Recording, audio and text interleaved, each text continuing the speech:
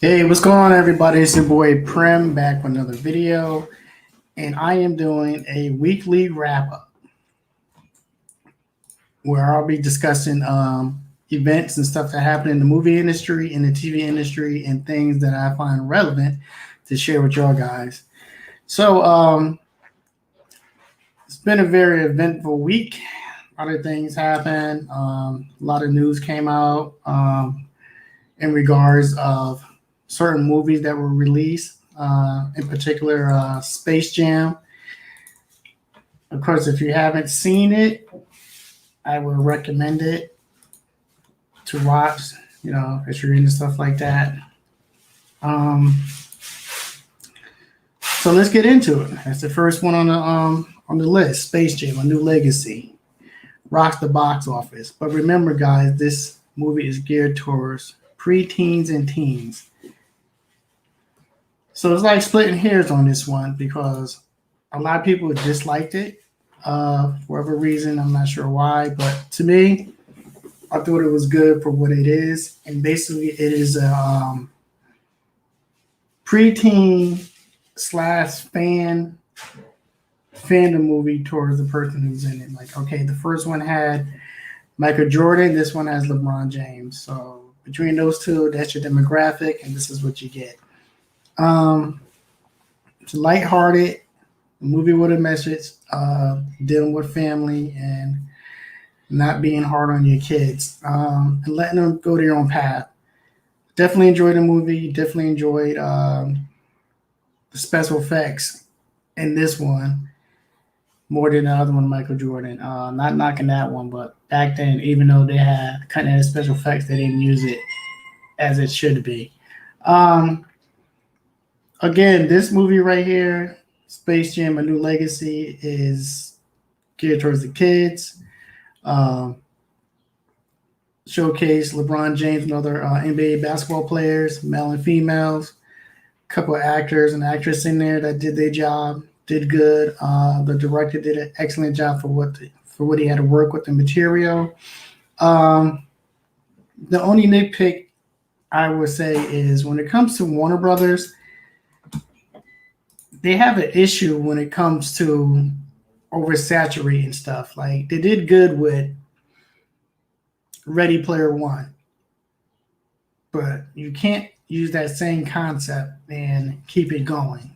So with that being said, you know, we'll well, not we, but they should be more mindful of that because it's so cluttered and you're trying to look in the crowd to see who's coming and there's nothing there.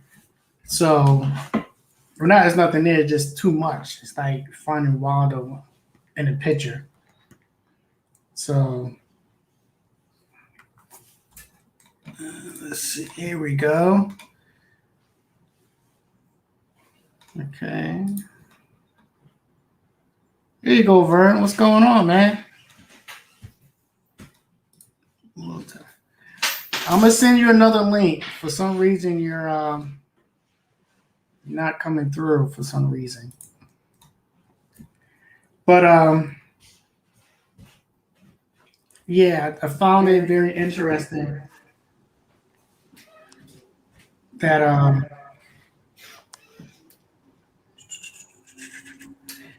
a lot of adults didn't enjoyed it, and I thought it was good.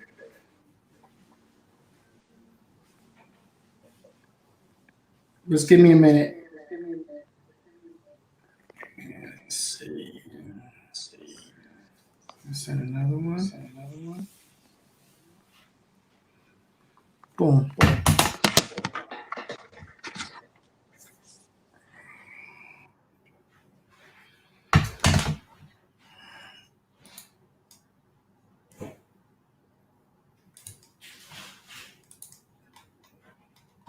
Okay.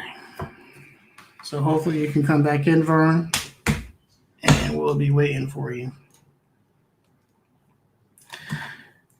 So basically, that's it. Again, Space Jam: A New Legacy, geared towards kids, preteen, and anybody that's a fan of LeBron James and any of these NBA and WNBA athletes. Simple story. Of course, it's geared towards family first, and that's it. So I'm gonna move on to the next one I have here, and that is He-Man Bait and Switch. Now I spoke about this a couple episodes ago, where there are some rumors that He-Man was not going to be through this whole series. It's going to be one episode, and then he will show up towards the end. Well, I was 95% right, because even when he showed up at the end, it wasn't He-Man, it was Prince Adam.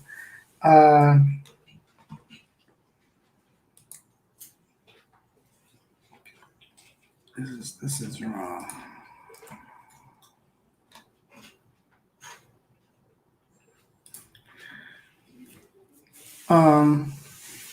We spoke about this on the last, well, a couple of videos I did before live streams, where we discussed He-Man being through this whole series.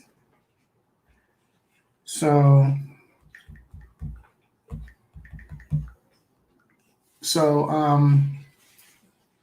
I figured, I'll give it the benefit of the doubt. I did watch the entire season 1. It was good. It wasn't the worst. It wasn't too heavy-handed, when it comes to the feminist thing. But it did have Prince Adam playing the background, and Teela, her chip on her shoulder, really didn't match what was going on. I get it. He didn't tell you who he was, but he done sacrificed himself and save the universe. And the only thing you can do is keep the chip on your shoulder. So it was unbalanced on that section right there. Besides that, the animation was good. Definitely like the redesigns that they did. They kept it the same, not too much change on the design of these characters. The interaction between most of them was decent. I like Oracle, what they did with that character, how they modify his design to him. Overall, let's see what happens, because a lot of people are complaining. Kevin Smith blatantly just came out and lied, which he's been around so long that he didn't need to lie. I think if he would have told us the truth, we would have accepted the situation better and dealt with it. But to do a bait and switch or something like that, that wasn't cool. So definitely wasn't here for that one. And that's gonna leave a stain on his career, because it wasn't even necessary. Moving on, The Last Dude. I cringe when I watched this trailer. I'm just gonna keep 100 with you guys. You got some big people here. You got Matt Damon. You got Ben Affleck, so forth and so on in this video or in this trailer. And I gotta say, when it comes to Ben Affleck, he does well. Hey, how you doing, Lady Sasha? Appreciate you coming in, joining me in the comments. You tell Krista I said hi, and hopefully I can get her back on my platform.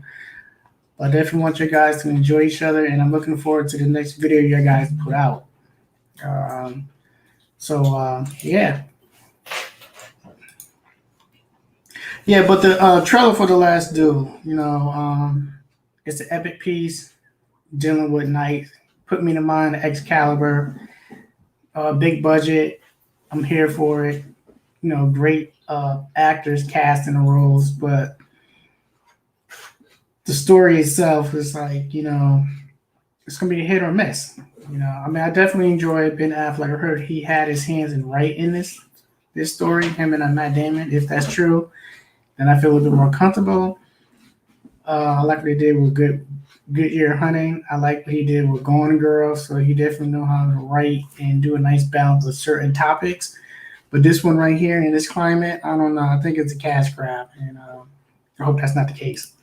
Moving right along.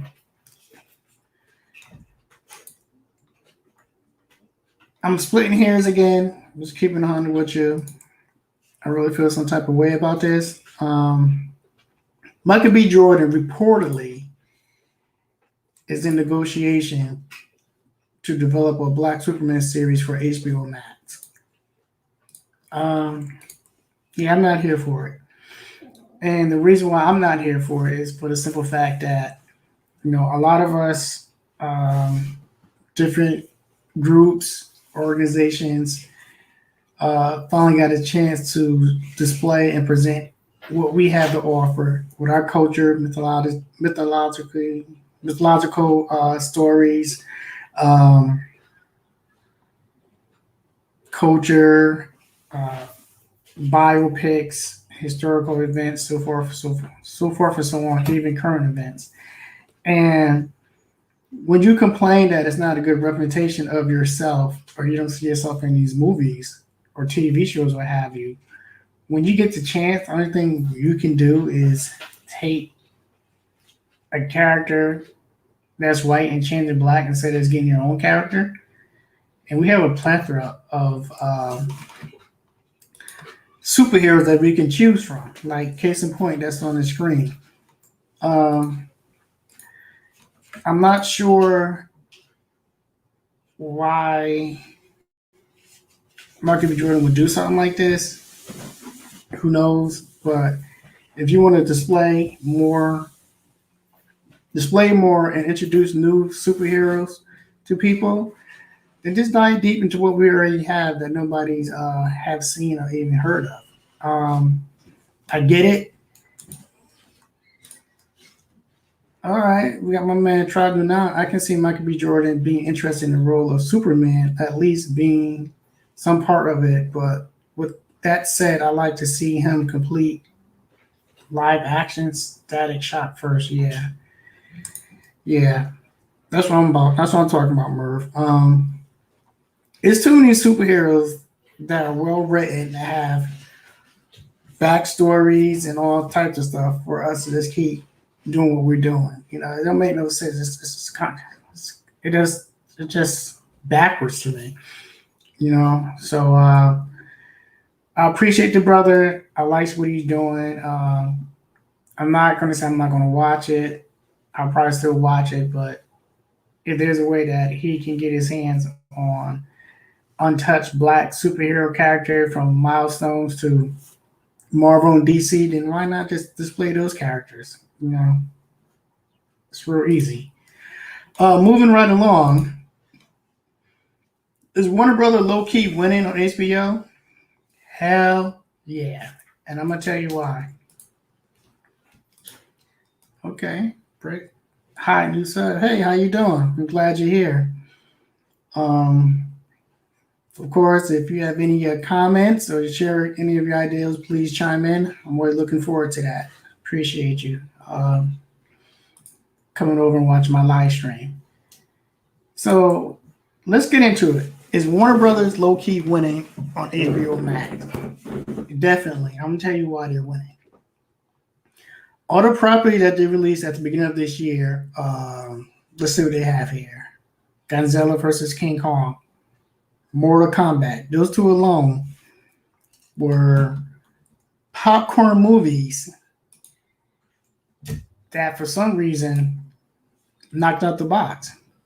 Thanks for sharing that. What that is. Yeah, appreciate that. Lady Sasha. Hey, Britt. Okay, there you go. But yeah, I definitely feel like they're winning, and the reason why I say that is because those two franchises right there always have a following, but to have it redone and basically put it on a live stream, and it still did big numbers on it, and they still received the money and got all that money, is a win-win. And they continue to release certain movies on HBO Max that are popcorn movies that are winning. So wait till they get to Doom. Wait till they get to these serious movies. You know what I'm saying? It's good. It's definitely good. So true, but DC is so stuck on Superman and Batman, like they don't have 100 other characters. Yeah, this is true. This is true. Again, like I said, this is what we complain about, a lot of us, and we have the chance to share our heroes, folklore, mythology, so forth and so on. And this is what we do. So, not a shot against the brother Michael B. Jordan. However, if we can put something from our side, it would be nice. Moving on, let's talk about Jordan Peele, his new movie, Nope. If you haven't heard about it, if you haven't seen the poster, here's a poster. Basically, it's quiet as kept, but I'm here for it. And even when he puts this poster out, I got a big buzz on the internet. A lot of people was talking about it. It was well received and looking forward to this movie. Just the name alone sold me on it. But I got somebody here. What, man? Let's say hi real quick. No? Well, that's Lori. She's on the side. She said hi. She don't want to be on camera. Who's really here for it? I know I'm here for it. Everything he done so far, I enjoy. I will say the last one, Us. I won't consider that horror. I would consider that more like psychological thriller, something in that genre. But I definitely enjoy what he's doing, and I'm looking forward to this movie, Nope, because the poster alone sold me on it, so I'm looking forward to that. I'm good. So the next one I want to talk about is Rotten Tomato is blatantly lying to the public.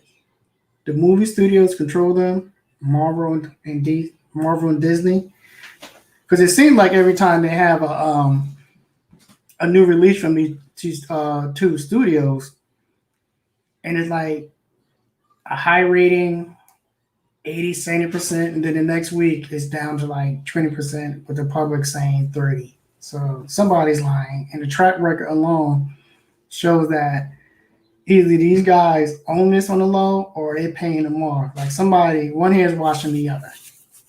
Because the way Black Widow fell, that was like one of the biggest ever in movie history. It was like a 60% drop.